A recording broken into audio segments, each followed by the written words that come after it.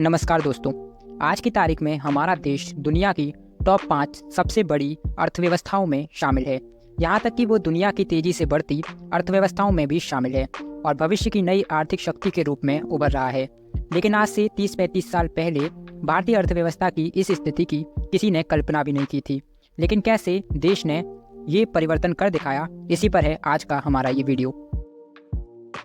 80 के दशक के खत्म होने तक इंडियन इकोनॉमी की हालत काफ़ी ख़राब थी। देश का फॉरेन एक्सचेंज रिजर्व इतने निचले स्तर पर था कि देश केवल कुछ हफ्तों तक ही कुछ भी इंपोर्ट कर सकता था।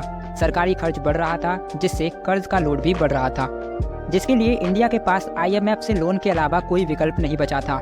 लेकिन IMF ने भी भारत के सामने कुछ शर्तें रखी, जिनमें से एक इकोनॉमिक्स रिफॉर्म की शर्त भी थी। 1989 से ही इंडिया में गठबंधन सरकारें चल रही थी, जिनमें कोई भी स्थिरता नहीं थी। VP सिंह और चंद्रशेखर की सरकारों के गिरने के बाद इंडिया में लोकसभा के चुनाव हुए, जिसके बाद कांग्रेस और उसके सहयोगियों ने सरकार बनाई। लेकिन राजीव गांधी जी की हत्या के बाद सवाल था कि देश का प्रधानमंत्री किसे बनाया जाए, जिसके बाद आंध्र प्रदेश के पूर्व मुख्यमंत्री PV नरसिम्हा राव को देश का प्रधानमंत्री चुना गया। हालांकि नरसिम्हा राव भारतीय राजनीति में एक कमजोर प्रधानमंत्री के रूप में देखे जा रहे थे, लेकिन उनकी लीडरशिप में हुए आर्थिक सुधारों ने देश का भविष्य बदल दिया था। और इस काम के लिए नरसिम्हा राव ने एक नॉन पॉलिटिकल व्यक्ति डॉक्टर मनमोहन सिंह जी को देश के वित्त मंत्री के रूप में चुना, जो RBI के पूर्व गवर्नर और देश के अनुभवी अर्थशास्त्री थे, जो बाद में भारत के प्रधानमंत्री भी बने। 1991 में प्रधानमंत्री राव और डॉक्टर मनमोहन सिंह की जोड़ी ने बड़े आर्थिक सुधारों को लागू किया और इन सुधारों में लिबरलाइजेशन, प्राइवेटाइजेशन, ग्लोबलाइजेशन को सेंटर में रखा गया था। इस नीति के तहत देश में व्यापार और उद्योग पर सरकार का कंट्रोल कम किया गया, जिससे देश में बिजनेस करना काफ़ी ज़्यादा आसान हो गया था। सरकार के कंट्रोल वाली सभी कंपनियों को प्राइवेट किया गया, जिनसे इन कंपनियों के काम करने का तरीका बदला और आर्थिक रूप से मजबूत बनी।